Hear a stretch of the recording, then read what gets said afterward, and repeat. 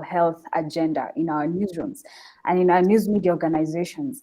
So, and this is an issue that has been brought up by Mary Daraja and Nancy Agutu. Mary is asking, could this be the right opportunity to put in place trauma programs for journalists?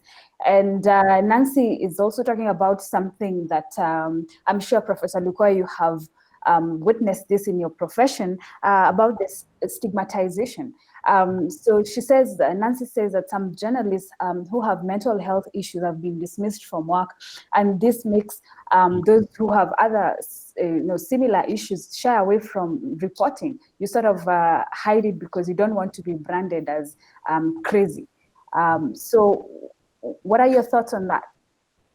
Yeah, so trauma programs in the workplace, in the newsroom, calling it trauma programs might make people think the only person who uses them should be somebody who has experienced trauma and so on. So it becomes a little bit more, I look at it as jargony, if you like.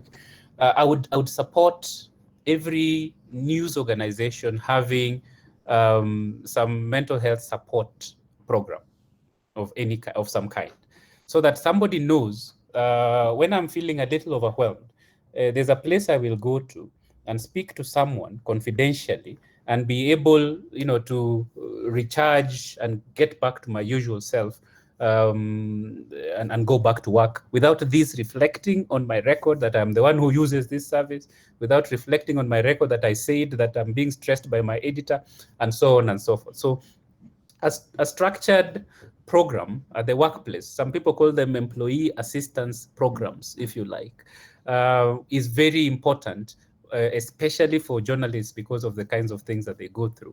So it will be a place where somebody who has witnessed a death, for instance, can go and say, listen, I saw this happening. It has caused me so much stress. I am not sleeping. And then, they get a professional who listens and who supports them through dealing with those feelings. So I think it is time. If a media house does not have this, let us have discussions around how can you set it up. Some